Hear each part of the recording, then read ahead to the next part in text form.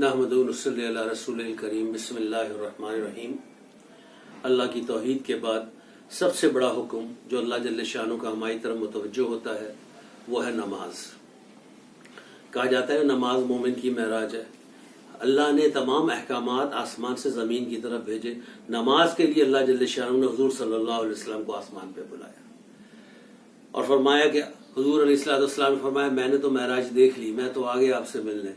مومن کے لیے کیا ہے؟ اللہ جل شانہ نے فرمایا جب نماز میں کھڑا ہو ایسے جیسے مجھ سے ملنے آئے۔ مومن کی معراج یہاں بنتی ہے، نماز میں۔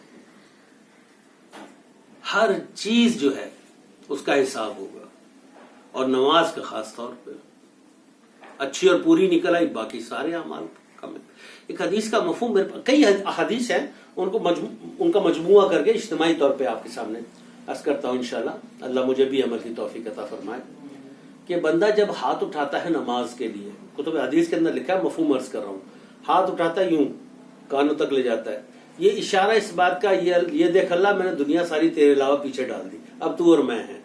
یہ اس بات کی دلیل ہے، کانوں کا یہ اٹھانا، کانوں تک ہاتھ کا اٹھانا۔ یہ فرمایا کہ جب یہ کہتا ہے اللہ اکبر، اس میں حدیث کا مفہوم ہے، جبرائیل علیہ السلام فرماتے ہیں یہ جو اللہ کہتا ہے نا تکبیر اولیٰ میں، امام صاحب کے ساتھ کھڑے میں اور دونوں ملے ہوئے، امام صاحب اور میں، ہم دونوں کی ایک ساتھ اللہ اکبر ہو رہی ہے، اس کو تکبیر اولیٰ کہتے ہیں۔ اب اس سے ہم نے اہتمام کیا، امام صاحب نے کہا اللہ، جب میں نے علیحدہ پڑھتے ہوئے بھی کہا اللہ کہنے پر جبرائیل علیہ السلام فرماتے ہیں کہ نماز کے شروع میں اللہ کے کہنے پر جو فضیلت ہے وہ یہ ہے کہ میں ایک ہفتے کی بارش کی، مسلسل ایک ہفتے بارش ہو، میں اس بارش کے پانی کے قطرے تو گن سکتا ہوں، لیکن اللہ کہنے پہ مومن کے اعمال نامے میں کتنی نیکیاں آ رہی میں وہ نہیں گن سکتا۔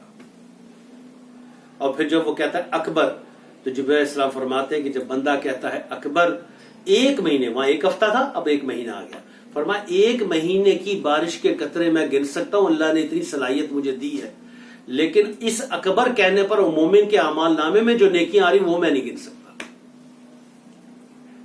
اب ثنا پڑھتا ہے، تعوذ پڑھتا ہے، سورہ فاتحہ۔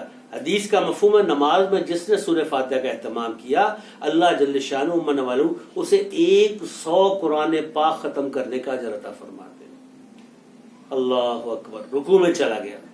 حدیث کا مفہوم ہے کہ جو شخص رکوع کو اختیار کرتا ہے، اللہ رب العزت اس کے جسم کے وزن کے بقدر سونا صدقہ کرنے کا اجر اس کے اعمال نامے میں لگا دیتے ہیں۔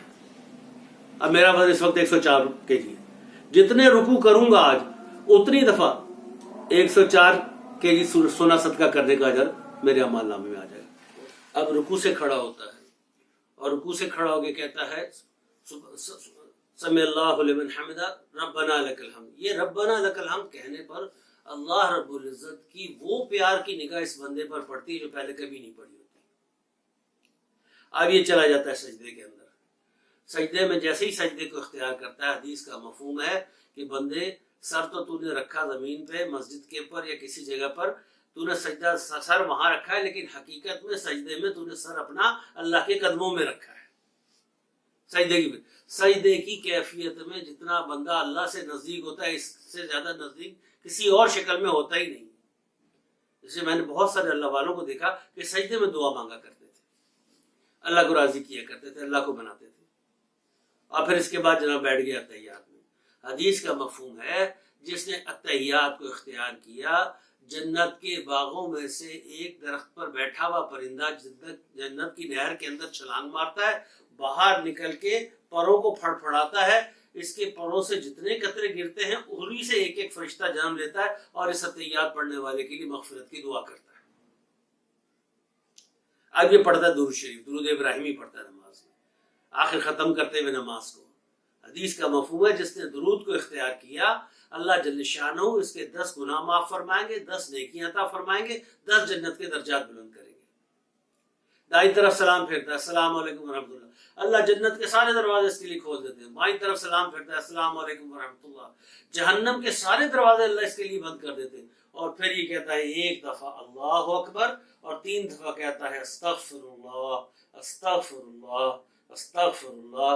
اس نماز میں جتنی کمی رہ گئی تھی اللہ اس کو اپنے خزانے سے پورا کر کے اس میں قبولیت کی مہر لگا دیتے ہیں۔ 2 رکعت نماز کے اندر دنیا جہاں کے مسئلوں کا حل موجود ہے۔ میں بس اہتمام کرنے والا ہو جاؤں، میرا دھیان جمنے والا ہو جائے۔ کسی اللہ والے سے پوچھا کسی نے کیسے نماز پڑھتے، کہتے اطمینان سے جاتا ہوں میں نماز کی جگہ پہ جہاں پڑھنی ہوتی ہے وہاں کھڑا ہوتا ہوں، سوچتا ہوں میں کہ اللہ کے سامنے کھڑا ہوں اور اللہ مجھے دیکھ رہے ہیں، میری دائیں طرف جنت ہے، بائیں طرف دوزخ ہے، پاؤں کے نیچے پل صراط ہے، پیچھے میرے موت کا فرشتہ اور یہ میری آخری نماز ہے۔ یہ تصورات قائم میں نے ایک دفعہ کوشش کی اس کی کہ یہ تصورات قائم کر کے نماز پڑھوں، یقین مانے جسم کانپ گیا۔ کوشش کرتے ہیں ابھی بھی، امتحان اس کی مشق کرتے ہیں، امتحان ہے، جتنی مشق کریں گے ایک دفعہ یہ کوشش کر کے اس تصور کو لے کر ہم کریں گے، انشاءاللہ تعالی ہماری نماز میں جان پیدا ہو جائے گی۔ اتحیات میں ہاتھوں پہ نگاہ رکھنا، رکوع کے اندر پیروں پہ نگاہ رکھنا، قیام کے اندر سجدے کی جگہ پہ نگاہ رکھنا نماز میں خشوع کو پیدا کرتا ہے۔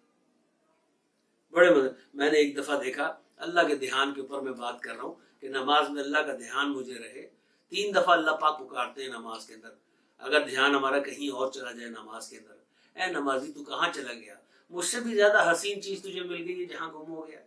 بندہ اگر واپس لوٹ آتا ہے مبارک ہو۔ دوسری دفعہ بھی یہی سوال ہوتا ہے جب آدمی غائب رہتا ہے نماز میں، ہمارا یہی حال ہے، اپنی کیفیت عرض کرے، ہمارا یہی حال ہے۔ نماز کی نیت باندھی ہوتی ہے، کھڑے یہاں ہوتے پہنچے پتہ نہیں کہاں ہوتے، کوئی پتہ نہیں امام صاحب نے پہلی رکعت میں کون سی سورہ پڑھی، کوئی پتہ نہیں امام صاحب نے دوسری رکعت کے اندر کون سی سورہ پڑھی، ہم نے تو یہ کہہ کے اپنی جان چھڑا لی، منہ میرا کعبہ شریف کی طرف پیچھے سے امام کے، اب امام جانے اور اس کی نماز جانے، ہم نے تو اس کے حوالے کر دیا۔ نہیں، اس سے کام نہیں بنے گا، پورا دھیان دینا ہوگا بس کے اندر، رکوع کے اندر دھیان دینا، سجدے کے اندر۔ علماء کرام تو فرماتے ہیں کہ بھائی یہ جو 3 کی روایت پڑھی نا، سبحان ربی العظیم سبحان ربی، اس کو بڑھاؤ، 5 دفعہ 7 دفعہ 9 دفعہ 11 دفعہ کرو، اس کو نوافل میں اس کی محنت کرو، فرمایا نوافل میں اس کی محنت کرو۔ اور امام صاحب مسجد میں امام صاحب نماز پڑھا پیچھے کھڑا ہوں، پھر کوشش کروں اتنے میں 5 دفعہ ہو جائے میری، اس کا اہتمام۔ وہاں میں نے دیکھا مدنی مسجد میں رات کو بچہ، رائے میں دیکھا میں نے، وہ بچہ رات کو تہجد کے لیے کھڑا ہوا، یوں ہاتھ باندھے، رکوع کے اندر تھوڑی دیر کھڑا ہے، پھر نیت توڑ دی یوں کر کے، عجیب بات، پھر رکوع کر کے نیت باندھے کھڑا رہے، رکوع میں جائے اور رکوع کے بعد پھر نیت توڑ دی۔ بڑی پریشانی ہوئی، کیسی نماز پڑھ رہا ہے یہ؟ اس کو پوچھا بھائی کیوں توڑ دیتا ہے؟ کہتا ہے جب تک میں مشق کر رہا ہوں، جب تک میرا دھیان نماز میں رہتا ہے میں تب تک نماز قائم رکھتا ہوں، جب میرا دھیان میں نماز ختم ہو جاتا ہے ادھر ادھر دھیان رکھتا ہے، میں نیت توڑ دیتا ہوں، میں اللہ کے دھیان کی نماز کی مشق کر رہا ہوں۔ پوچھا بھائی کہاں تک پہنچے ہو؟ کہنے لگا میں مشکل سے سجدے تک پہنچا ہوں، 4 رکعتیں بعد کی بات ہے، 2 رکعتیں بعد کی بات ہے، ابھی پہلی رکعت کے سجدے تک مشکل سے پہنچا اللہ کے دھیان کے ساتھ۔ اور ہمارا دھیان میں نماز میں دھیان کہاں ہوتا ہے؟ جس کے لیے معذرت کے ساتھ، معافی کے ساتھ، جس کے لیے نماز پڑھ رہے ہیں اس کے علاوہ سب کچھ یاد ہوتا ہے ہمیں نماز میں، ایک وہی یاد نہیں ہوتا جس کے لیے پڑھ رہے ہیں۔ جس نماز سے مجھے اپنی 2 روٹی کے مسئلے حل ہوتے نظر نہیں آ رہے، اس نماز سے جنت کی آس لگا کے بیٹھوں، مجھ سے بڑا بیوقوف کوئی اور ہوگا؟ اس لیے محنت کرنی ہے، نفلوں میں اس کی محنت کرنی ہے، مشق کرنی ہے، دھیان جمانا ہے۔ یہ جتنی شاندار نماز ہوگی اتنی جاندار زندگی ہوگی۔ اس کے لیے اپنے آپ کو بھی تیار، علماء کرام سے مسائل سیکھیں۔ یہ پیچھے پیر اٹھ گئے نا سجدے میں دونوں، نماز فاسد، ختم، علماء کرام سے پوچھ رہے، ایسی حیت اختیار کر لینی کہ دیکھنے والے کو لگے کہ یہ نماز میں نہیں، یہ نماز فاسد۔ رکوع کے درمیان آیا ٹھونگے مار رہے نہیں، اطمینان سے، اللہ پاک نے مغفرت کے وعدے کیے ہیں۔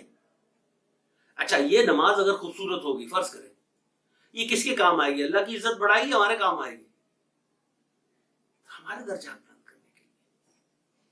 اور اللہ کو اگر میرا ایک سجدہ پسند آ گیا ساری زندگی کے سجدوں میں سے، اللہ اس ایک سجدے کی خاطر میرے سارے گناہوں کو معاف کر سکتا ہے۔ یہ اللہ کے تعلق کو اہتمام سے بنانا ہے، خوب دھیان سے بنانا ہے، انشاءاللہ تعالی اس کی محنت کریں گے سارے انشاءاللہ تعالی۔ سبحان اللہ و بحمدہ، سبحانک اللہم و بحمدک، اشہد ان لا الہ الا انت، استغفرک۔